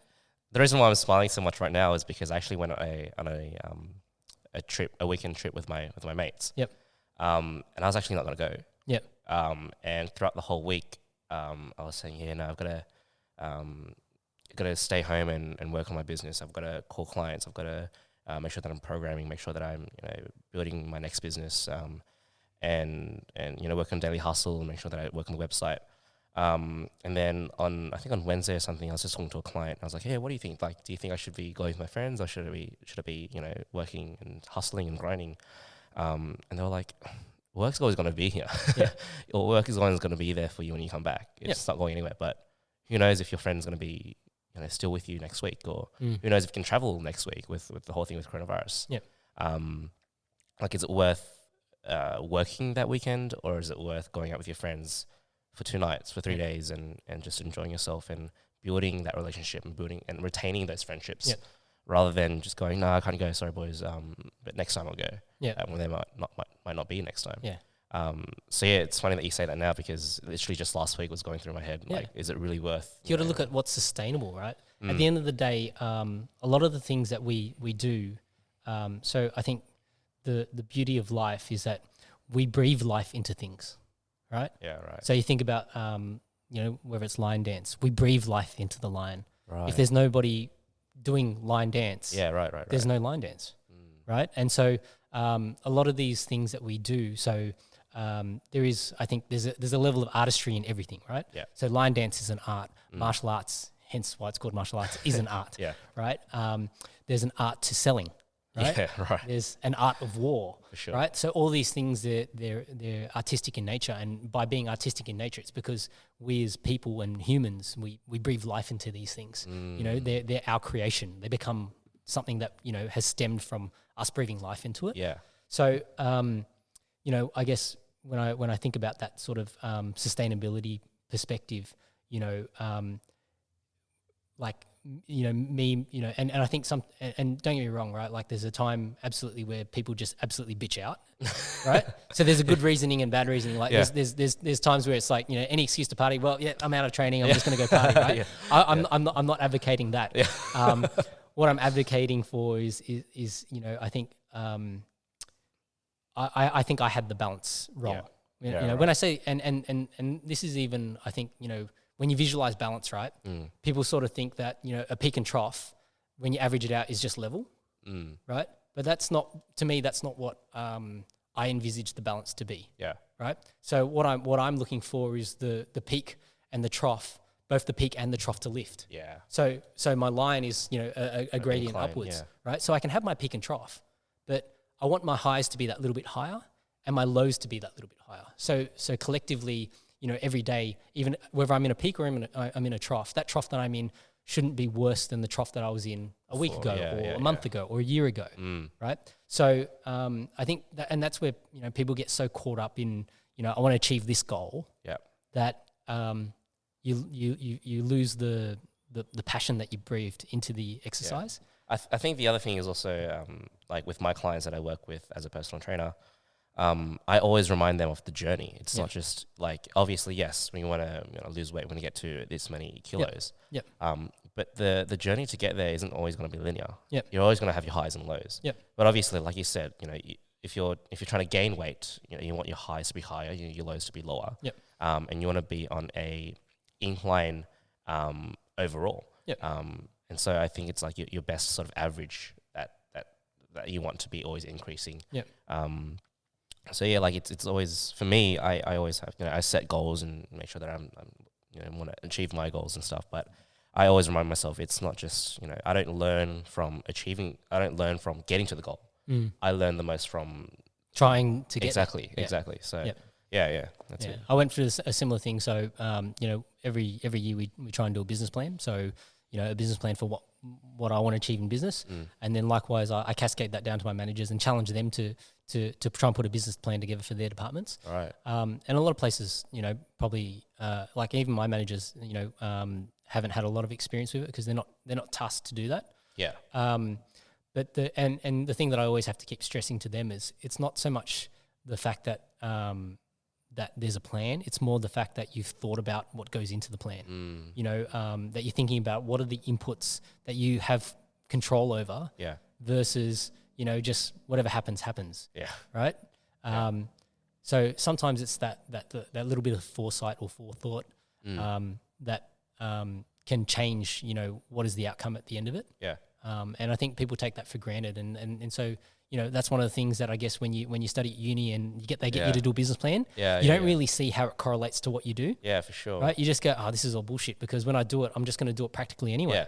Right? Yeah, for sure. I definitely resonate with that as well because basically when I was planning to start Daily Hustle again this year, back when I first started in year 12, we're like, business plan, it's going to take too long, screw it, let's just do whatever we want. Get into it. And that year was sort of like a lot of ups and downs because we didn't have a goal or a vision or a mission or anything like that. We're just sort of doing it out of nowhere. But then this year when I sat down and did my business plan, which took like a week to do, at times I was about to go, fuck it, this is taking too long. Yeah. But really, like after I'd finished it, and I look back at it, I was like, I'm so glad that I went through it because it takes you through all the little details that you would usually miss if you didn't do that plan. Yeah. And I think it sort of boils things down to a point where it keeps you on your toes. Yep. And it's sort of like, don't you've got to think about this too, because if this happens, you know, what are you going to do? Yeah. So I definitely think that it's not something that you should take for granted. Yeah. Yeah, for sure. Yeah. There's a thing they called, I don't know if you ever heard of this, but it's called the marshmallow test. And so what they do is, so I did this on a like a corporate training day, right? And so, you know, there's on your table. So let's say there's a table of, say, I don't know, 6, 8 people, all from, you know, different dealerships or corporate environments, whatever. Right. And they give you like a marshmallow and, I don't know whether it's like, so you get marshmallow, I think it's marshmallow, sticky tape, and like maybe 25 pieces of spaghetti, uncooked spaghetti. Okay. And the idea is that, you know, you've got a time limit and you've got to build the biggest possible structure you can. So the tallest structure you can in that in the time period that they allow you. And it's funny because basically what happens is, you know, when you've got to function in a team. So you've got, you know, 6 to 8 people, all with different ideas. Yeah. You know, you can see the ones that are the engineers because they go, oh, we need to build everything with triangles, right? And then you got the guys who are like, I have no fucking clue. Yeah. And then you've got the ones who, you know, are just, you know, questioning everything that you do, right? Yeah. And then, you know, at the end of the time period, there's a real mixture in terms of like there are teams that couldn't even get the marshmallow to stand in the air, like their structures falling to pieces. Yeah. There are ones who, you know, have some success. Yeah. And I think, you know, because they've done this test like worldwide for many, many years or something, the people who are the most successful at it were actually kids. Oh, really? Yep. Oh, I've heard of this. Yep. I think it's because they do trial and error, right? Yeah. Yeah. So they started with the end in mind, right? Yeah. So kids, you know, what they typically do, they go, oh, we need to build something high. Okay, we'll put the marshmallow on the end of the spaghetti. Yeah. And then how many sticks of spaghetti do I need to start putting this thing higher and higher and higher? Yeah. Right? And whereas, you know, as adults, we now get ingrained into this way of thinking that, oh, you know, if you're an engineer, okay, we need to think about a truss. And now, you know, we need to look at get everything triangular and let's try and make everything triangular because that's going to create the strongest structure, right? Yeah. But they didn't ask for the strongest structure. Yeah, right. They asked for what is the tallest structure you're going to be able to create. Yeah. Right? So I think there's a couple of lessons in that, but the lesson that I'd focus on is that the question that you ask will determine the answer that you get. A lot of the times people don't have clarity over what they're asking, right? Yeah. So you ask an ambiguous question, you could get any fucking answer. Yeah. Right? And then it's like, oh, okay, well we'll accept that answer, but you might be treating the symptom and not the cause. Yeah. Right? So it's just one of those things that I was thinking about when it comes to getting involved in business. You know, a lot of people spend all their time putting together a plan, but then never executing.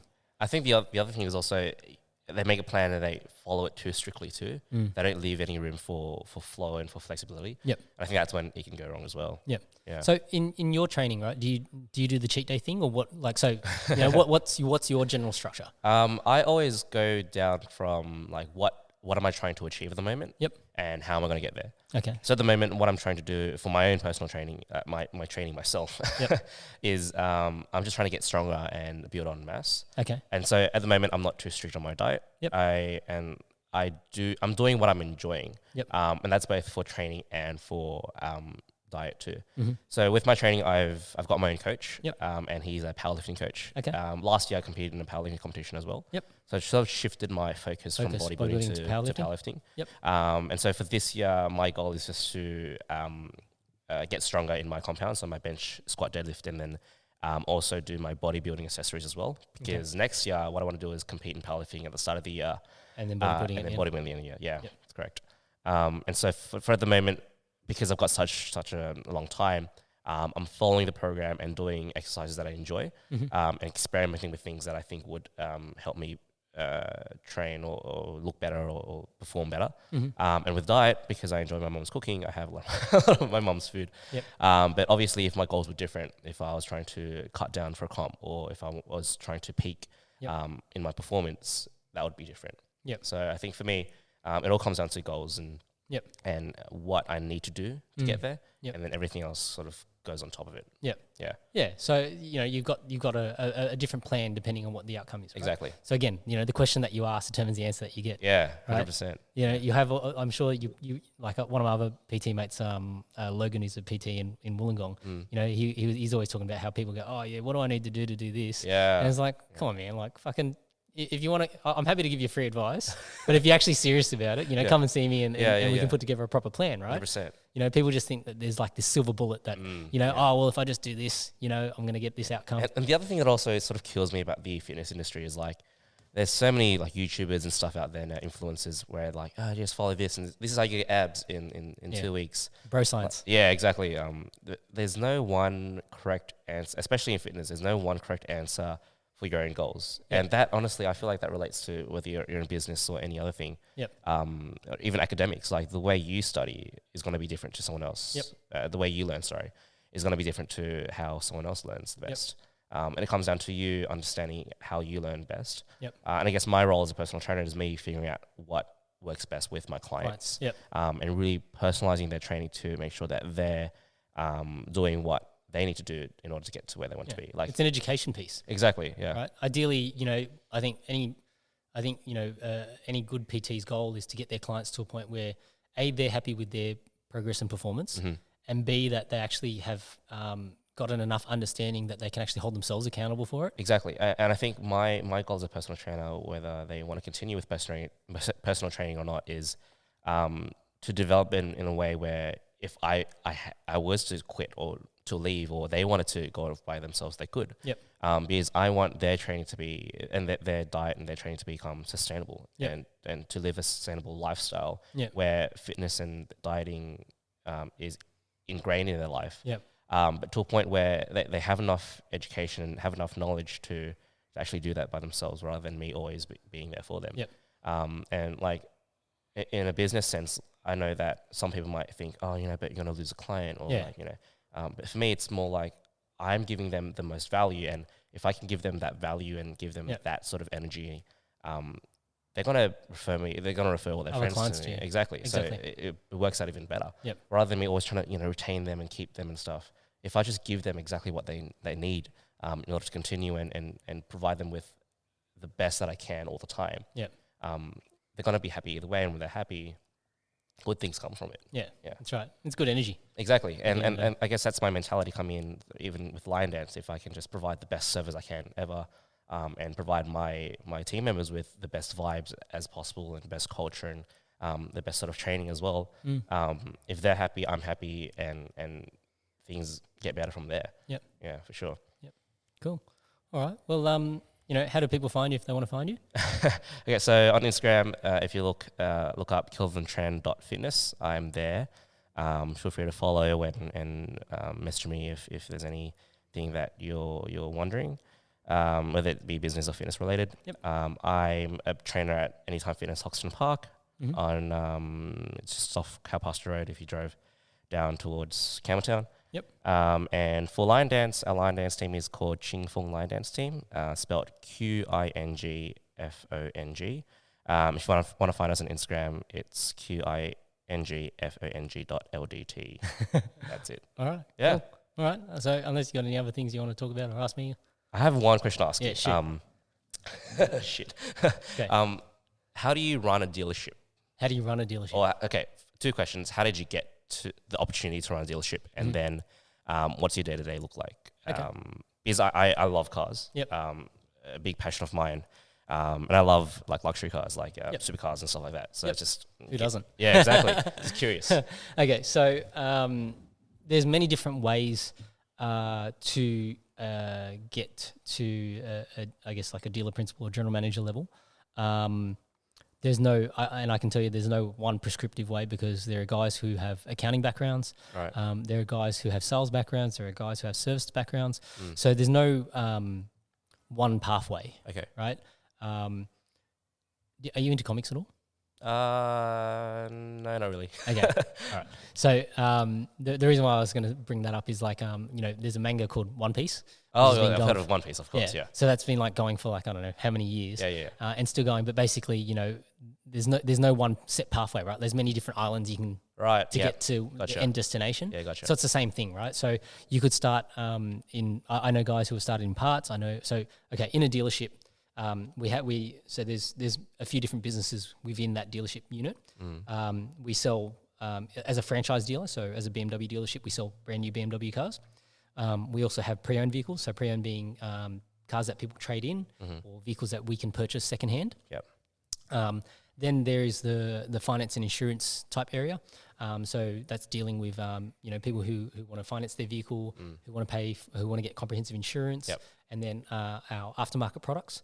Then there's the service department, which obviously services the vehicles. There's our parts department, who sell merchandise, accessories, and obviously supply the parts to our service department. And then there's the administration team. Okay. So it'd be a team that does all of our accounting and paperwork and all that sort of stuff. Yeah. And then depending on the size of the business, there can be other units, things that like call centers and things like that. Okay. Just depending on the size of the business. Right. So you could start theoretically, you could start in any one of those areas and get to a general manager level. Right. Right. So I think the hard part is that a lot of guys don't necessarily get enough experience across every aspect of the business. Okay. Right. And so, speaking to, I guess, my own development, right? So I started in the workshop. I did my apprenticeship. Yep. So I started in the service department. Yeah. So that's a very good, ground level role.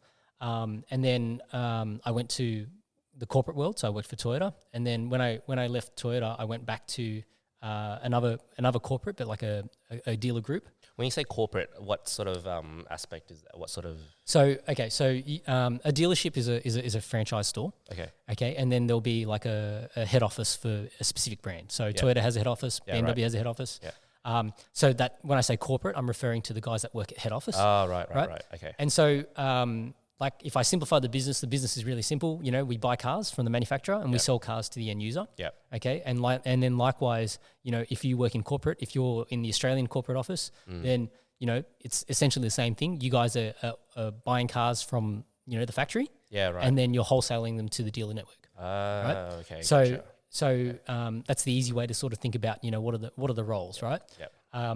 In corporate, they're responsible for like a nationwide strategy. Yep. So they have to look at forward planning. How many units are we going to bring in or request from the factories? Yeah. Right. Gotcha. Because there's a lot of planning that goes into building a motor car, but at the same time, those factories don't just produce cars for one specific market. Those cars could be going to China, Thailand, US. You pick a market that they're building cars for those markets. Yeah. So if you think that a plant might be outputting, I don't know, 100,000 cars a year or something like that, the allocations need to be taken up by the different regions, so they know how many they're building right-hand drive, left-hand drive, etc. Yeah, right. So and so that's what the corporate teams do. So there's different areas in corporate that will look after production and logistics, sales, after sales, so the service and parts offerings. What does their dealer network look like? Mm-hmm. So a lot of the corporates will have like a what we'd call a network development or a dealer development team, and they're focused around where's the population in Australia? Where do we need to have outlets? Right, gotcha. Because if it'd be like saying if you didn't have a dealership in Sydney, right, you're missing out on a big market because you don't have a footprint there. Yeah, right. So their job is to then break up that market and go, where are the ideal locations for our businesses? Okay. So I went to corporate, spent 5 years in corporate, and then went to a dealer group, which was Automotive Holdings Group, now part of AP Eagers, which is an even bigger group now that they've combined. Mm-hmm. And then I was lucky in the sense that when I went to AHG, I was what they would call an operations executive. Okay. So it's like an area manager for them. Right. So back then I was helping with all the Sydney dealers, and then occasionally going down to Victoria to help a few of the Victorian dealers. Okay. And then one of the general managers that they employed for one of our businesses decided it wasn't for him, so he resigned. Right. And so then I actually went in as a caretaker. Yep. And then my boss Chad was happy enough with me to then look after that role. That was MacArthur BMW? No, so that was actually Castle Holden. Okay. So I went to a Holden dealership first, and so that was a lot of fun, very challenging. Okay. And I would say that, I made a lot of mistakes there too. Yeah, right. It was my first time operating at such a high level. And so is Jim the top spot for dealerships, or is there another person on top? So basically, a general manager or a dealer principal is basically the top kind of spot in a dealership, right? Yeah. You're responsible for the day-to-day operation of it. Yeah. And then depending on if you're in a dealer group, then of course you still got, whether it's a public listed company, you've got a board of directors that you report to. Yeah, right. Whether it's a privately owned company, then you've got a family or an individual that you report to. Yeah. Right. So I guess, so from that, the way that I am, and I guess my pathway was that I would feel like an imposter. Okay, let me rephrase. I probably the reason why I say that I was not as strong a manager that I am now is because I would have had this feeling of imposter syndrome. Right. At 28, I'm a general manager of a dealership. Yeah. I had experience, at the ground level in the service department. Uh-huh. I've been out of retail for 5 odd years. Right. In corporate. And now and having they drop you in. Yeah, and now now having to make sure that I understand everything across the business. Right. So as a result of that, my response was to then invest myself into doing everything. Okay. Right. Right. But the problem with doing everything, it was great from a learning perspective. So I wouldn't change a thing, right? Like from my own career's perspective, I think it's great that I did it that way. Yeah. Because, by doing it that way, you don't empower people, right? Because I was taking it on myself to do a lot of those things. Right. So you don't allow them the opportunities to grow and to grow and do it themselves. Yeah, right. Because I'm there treading on their toes, doing it for them because I want to make sure that I understood it. Right. Right. Gotcha. And then you start wondering when you get yourself to the point where you understand it all, that you go, oh, why aren't these people doing what they're supposed to be doing? Right. Yeah. Right. But it's because I've been fucking doing the job for them. Right. And did you feel like you were taking on a big workload as well? Yeah. I worked. There was 1 month. There was a period of time where I worked 7 months straight, like Monday to Sunday. Oh shit. And what I realized doing that was that. So what happened was every time that I would have time off, I'd get sick, like really sick, like physically sick. Yeah, like almost like I got a flu or something, right? Shit. And what it was is because when you're going and your body has that fight or flight mechanism. Yeah. So I'm just permanently in the fight mechanism. Yeah. Right. So that the one time that you have time off, if you have 2 days off consecutive and you're like, oh yeah, I can finally wind down. Yeah. Boom, I was crook. Wow. Sore throat, fever. Oh shit. All that sort of shit. Right. And so I only worked it out later on that's the reason why is because I'm pushing so hard that your body's just permanently in that fight mode. Right. You don't give yourself the time to recover. Yeah. So this is how I guess when people talk about stress related stuff, that's how it happens, right? You're under stress. You may not feel sick at the time, but the moment that you have that load's taken off, you suddenly get really sick. Yeah. Right. And that can be from stress. Wow. Right. So that was. So that's how. So I actually from there when I left Holden, I was getting married. So I wanted to take some time off. Yeah. Holden as a brand, we know that Holden's no longer in Australia anyway. Yeah. But as a brand for an Asian guy, not being racist, but it's pretty hard to sell to your friends and family, right? Like. Yeah. Come buy this Commodore. Yeah. Mum, buy a Commodore. It's totally not an Asian car, right? Yeah. So I took some time off, got married, did all that, went overseas, went to Europe, had a long honeymoon with my wife, and nice. And then so when I came back, an opportunity came up at a Mercedes-Benz dealership. Okay, and much more your style. Yeah, well, yeah. So it was a step back. So I went from being a dealer principal to a general sales manager. So I guess a step back or two steps back, depending on how you look at it. Yeah. But I guess the one criticism that Chad had for me, who was my boss at HG, was that they were saying they were concerned about my sales strength, my ability to manage the sales team and deliver the result on the sales floor. Yeah. So I took that on board and I thought, okay, well, this is a good opportunity to get back into it and really make sure I know what I'm doing when it comes to sales. And did they say that because you came from the servicing department, or was it just in general they found that you were weak in that area? I think there's a multitude of factors that go into that. So one is obviously Holden was on the decline. Okay. Right. And you weren't making it like sales at all, really. We were making sales. Fewer sales. I was making significantly more sales compared to when I left. Right. So when I left, they it all went really downhill. Okay. and these are things that you realize, you know, when you look back on it. Yeah. You know, like, so I still managed to get the business to a break-even point, you know, slightly profitable, which is good. Yeah. But, you know, like I think in the financial year that I finished, we did for the full financial year, we made like 10 grand. Oh shit. Right?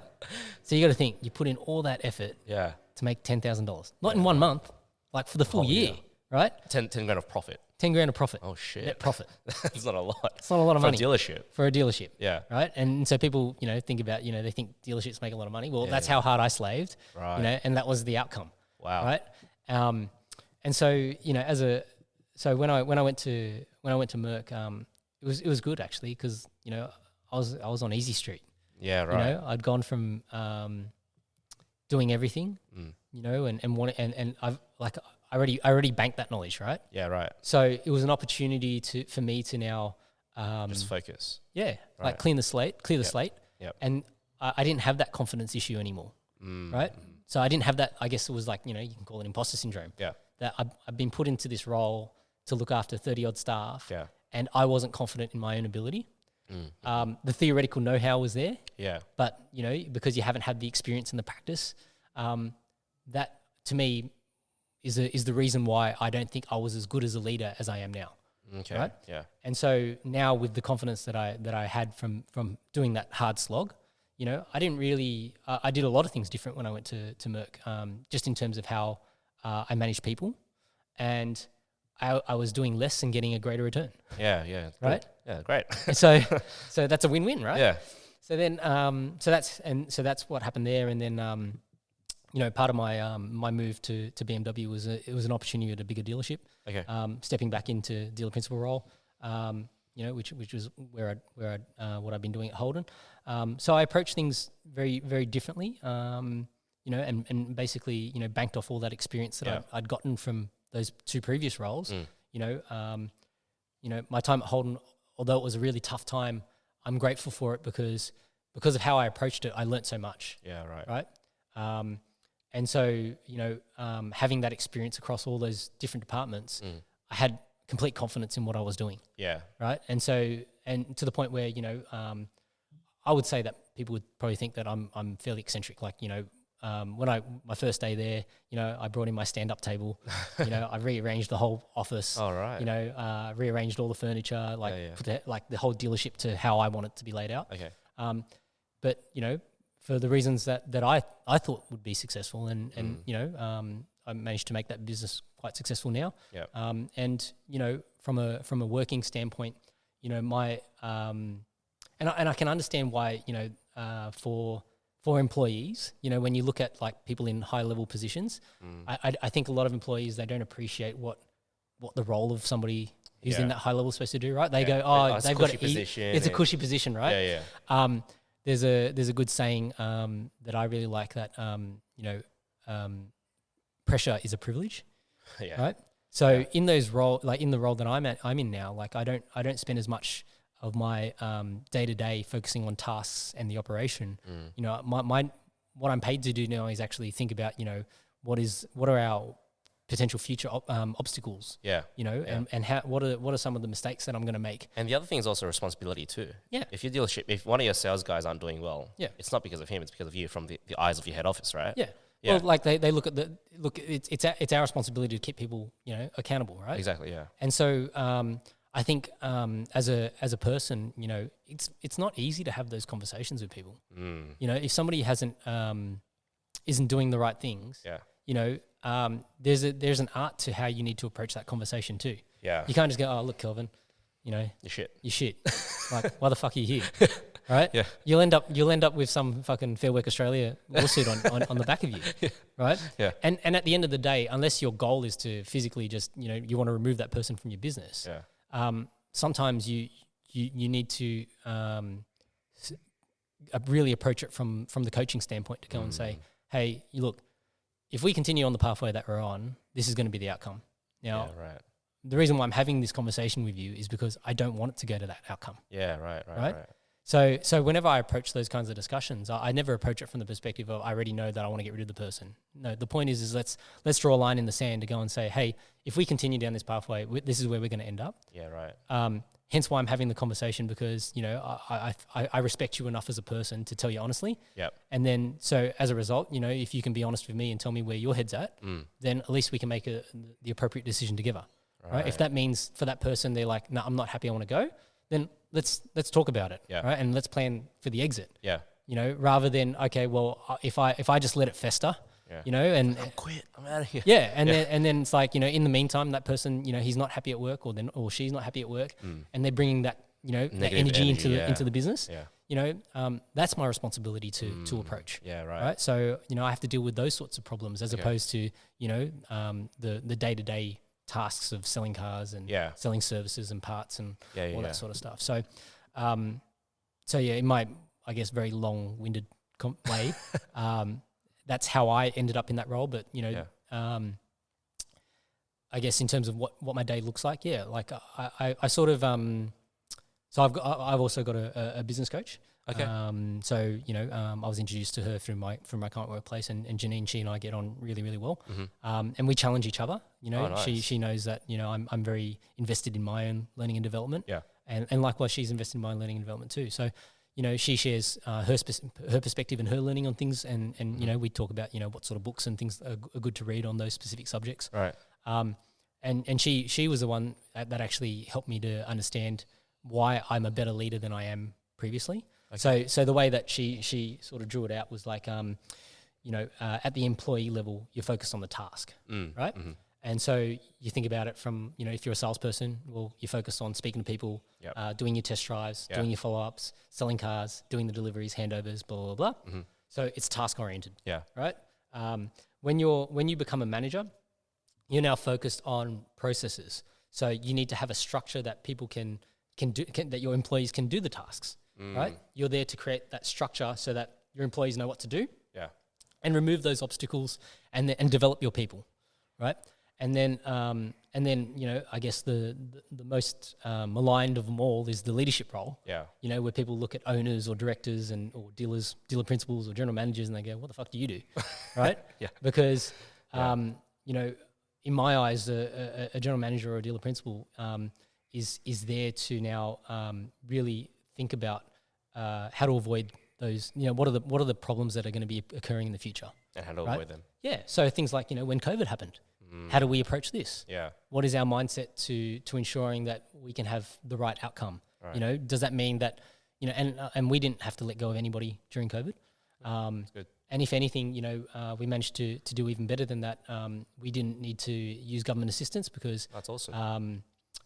We didn't qualify because I'd lifted the results more year on Too year. high. Yeah. So I didn't qualify for the JobKeeper payments anyway. Oh wow. So it was one of those things that, you know, well, I got no choice, right? Yeah, so from a mindset perspective, I didn't have that the world's ending mindset. I had the okay, well, you know, another challenge. It's an opportunity. Yeah, right? For sure. So yeah, we had to adjust our roster and we did some of those things at the start, and then you know, but that's my job, right? My job is to now think about how do I approach some of these things. And so I look at, you know, what are the programs that the manufacturer runs, and what is the best way for us to leverage those, and how are we meeting our retail standards, and you know, what is the experience we're delivering to our customers, and how do we get some of these things right, right? And then a large part of my responsibility is in then developing my managers to then be able to, so that it can cascade. You know, I want to be able to pull them through so that they can pull their guys through. Yeah, right. And so at the end of the day, if that happens, then it does become an abundance culture where there's opportunities for everyone, right? But if you don't, and you don't develop people, and they just go, oh well, I'm stagnant now. Yeah. Then the person below them is stagnant, right? Yeah. And so then they look for other opportunities elsewhere. Right. So so that's my sort of what I do on a day-to-day basis. You know, I obviously I do help out. You know, if people are away or things like that, then I in my eyes I should be able to do everybody's role in the business. Yeah. And you're confident enough to do that now? I am, yeah. Yeah, right. And that's because, you know, of the mistakes that I made. When I should have been a leader, I was the employee doing everybody's tasks. Yeah. And then when I wanted to make that transition from being the employee to being a manager, I was like, why the fuck is nobody doing what they're supposed to be doing? Yeah. Because, you know, I because they didn't know how to do it anymore, because you did it all. Because I did it all, right? Yeah. I trained them not to know how to do it. Yeah. Right? So these are the, I guess, you know, the second or third order consequences that you don't think about. Yeah. Right? And so I think about that now because I could see, you know, that I was trying to operate that business from an egocentric position, right? That I'm here to prove a point. Yeah, right. You know, I'm trying to prove a point that I know how to run a business. And was it proving a point to yourself? Yeah. It was probably that more so than proving it to anyone else. Because they put you in their biz, they're all confident in you. Exactly. Right. Yeah. So you know, but if I didn't do it that way, I don't think I would have that same level of confidence now. Okay. You know. Yeah. Because you would be still learning. Yeah. You'd be going, oh fuck, I may not know how to do that. Yeah. Right. Yeah, right. Whereas now I'm confident that I know how to do all those things. So now I can actually sit back and go, okay, I'm not here to do it for you. I'm going to give you some suggestions. You know, I give my managers suggestions all the time. But I want them to action those things. Yeah. Because that's how they're going to grow and develop. Yeah. If I turn around and say and be prescriptive about it, then they're never challenged to think. You know, they're going to go, oh, I'll just ask Johnny and Johnny will tell me how to do it. Yeah. Right. So, you know, if I really mean what I say when I'm talking about developing people, I need to give them the opportunity to make mistakes. I think that's there's a sense of that I apply with our line dance team. Yep. Basically, every Lunar New Year, we do a big show at the temple on the eve, and so basically, we'd separate the team into different groups, and they'll do their own routines and stuff. And I know back when I was still like a student, the leaders would just tell me, okay, this is what you're going to do for your routine. I'll teach you and you just do it and perform it on the night. What I've done this year is I've just gone to them, okay, so you know your routine's going to be 5 minutes and I want you to do this sort of storyline. You figure out what moves you want to do and what sort of jumps and tricks and stuff you want to do. And then show me, and then I can sort of improve it and work with you guys to actually build it. And so I came in with the perspective of, you know, I'm not going to be here forever. They need to learn how to, you know, make their own routines, and for them, they can get creative, and they might even do better than me in what I do. And for me, that's a sense of sort of like I'm proud that they've been able to choreograph these routines because I've been able to teach them and provide them with the skills to actually do that. And so I think for me, with business as well as I grow and hopefully as I get employees and build a team, I want to be able to do that where I empower them and give them the resources to actually go by themselves and run things and get a sense of accountability and responsibility for what they actually do. Because I think at a very early stage, this is when I was in high school and I was school captain and in the SRC, I wanted to do everything. I wanted to be there all the time, and I want to sort of, you know, be the person who does this stuff and be recognized for it and stuff. And like you said, it came from a very egotistical sort of point of view. Whereas now it's sort of like, I want to empower everyone to actually be able to do things and provide them with the resources and the right skills to actually prosper and do well. And so, I think what you've done with your team and what you've said is, I resonate with that a lot. And it feels good. Like it just feels good to have people in your team and your staff and your employees just go, hey, like I've done this and this and this and this. And you wouldn't have expected that at all. And you're like, shit, good on you. Like, it's awesome. You can apply it. And that's the thing that I think, you know, you can take that and apply it to any aspect of your life, right? So, you know, I do these martial arts film studies where, you know, I break down fights. I've seen those. That's cool. And so, you know, I do that because I enjoy doing it. And sometimes, you know, I get caught up, you know, and I was having this conversation with my wife the other night because, you know, I haven't been able to do my last one because at the moment, you know, obviously my household's a little bit busy with a newborn, and so I haven't been able to record. And then, you know, for me, like as a goal-driven person, sometimes I'm like, fuck, I really want to get this done, but then, you know, I don't want to sacrifice the quality as a result of it, right? So you don't want to just push out shit content and well, even talking about shit content, right? Like I think, you know, the Gary V mentality is always just fucking put it out there because it's forgotten about in 2 minutes anyway, right? So it doesn't matter if the point is, I guess from Gary's perspective, is too many people fail to even get started, right? But I've already started, so I'm not really so concerned about that. But you know, I like doing it from the perspective that, you know, if it encourages anybody else to get involved in martial arts, then that's a win. Yeah, for sure. It's a win for martial arts, right? Yeah, definitely. And, you know, like I used to love watching, I still watch, you know, other people's breakdowns. Like there's really cool breakdowns from Lawrence Kenshin and BJJ Scout and these kinds of guys like that are there producing these types of content as well. You know, we don't know, like I think there's plenty all of us can do unique content that's going to resonate with a different. And there's no right or wrong. There's no right or wrong. It's just we're giving our takes on it. Yeah, definitely. And whether it's that or it's the podcast, like that's why I try to I have this saying where I always talk about how you do anything is how you do everything. Yeah, right? You can apply that same mindset to everything that you do, and you don't have to necessarily sacrifice everything in life. Yeah, to achieve different goals. Yeah, definitely. But anyway, I think that's a good way to end it. Yeah, yeah, definitely. Yeah, fun. That was good. That was good fun. All right. Goodbye, all. Goodbye.